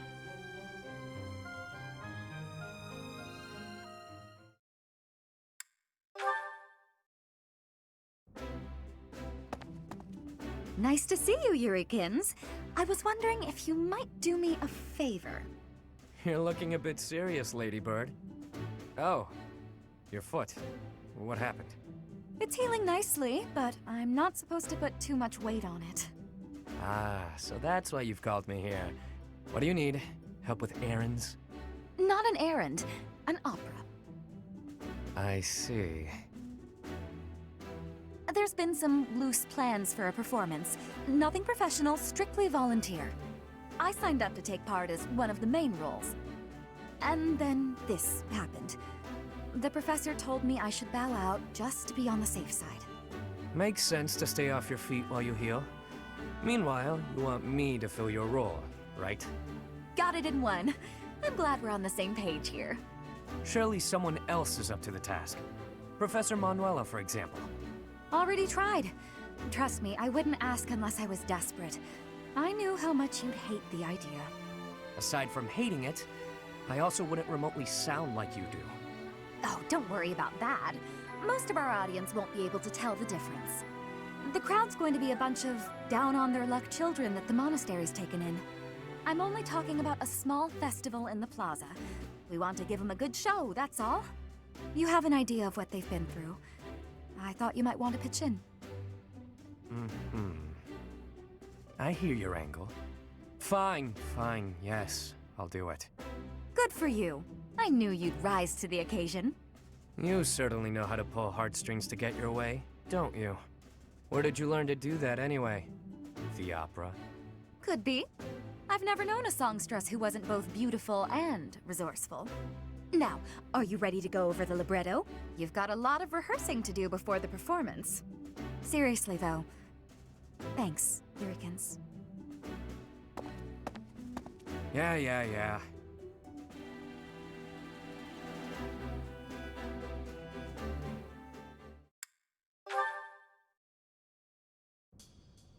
All right, Yurikins, isn't it about time you let go of this grudge? I'm sorry I dragged you out onto the stage, but I can't believe you're still holding it against me. I bear no grudge. Then why do you get this stony look and face the other way anytime you catch a glimpse of me? Oh, Ladybird. Truth be told, when I see you, it reminds me of my own self-loathing, of my past. Huh. I didn't know you were carrying something like that. You rose up from your hardships and became the lead singer for a prestigious opera, all on your own, while I made my way through the world by licking the boots of wretched nobles, watching you on stage from the sidelines. It wasn't until recently that I felt a real sense of accomplishment in my life. But recalling that first pivotal moment when I saw you on stage, you were brilliant. You shone like nothing I'd ever seen. Whenever I see you, Lady Bird, I'm reminded of that moment. And in that moment, I had never felt so filthy and unlovable in all my life. That's why you don't like singing? There's got to be more to it than that. Back then, the Imperial capital was swarming with disgusting nobles. All of them vying for your attention.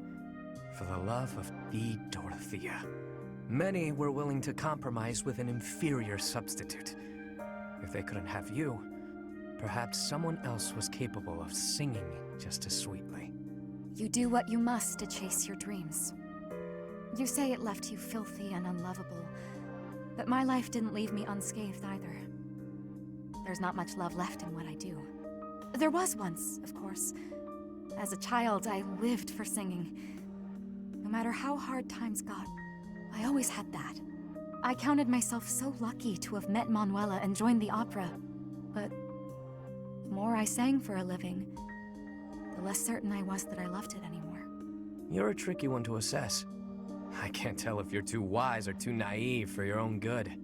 Whether or not your heart's in it now, you certainly didn't appear to hate it back then. I'd never seen you beam so brightly, as you did when you helped me train for the performance. You might be onto something. I felt genuinely happy in that moment. You just lost your spark for singing. Nothing more. It's how I feel about it in a way. How about this? Why not join an opera that doesn't have dealings with nobles? That's a great idea, actually. We'll start something new together, you and me. I don't know about all that now. The world is full of people who fell through the cracks just like us. We'll take them in whenever we can and aim to become Fodlan's premier opera company. I can't remember the last time I was this fired up. Though, we'll have to table it until after the war. Our own one-of-a-kind traveling opera. You know, that does sound fairly thrilling. Have no doubts it could help deepen our pockets. Leave it to you to take all the romance out of it. But I know you're an idealist deep down. Takes one to know one. I must say, I do enjoy seeing your mischievous side at work. I'll take that as a compliment. I could say the same for you, too. It's exactly why I'm comfortable sharing this stream with you.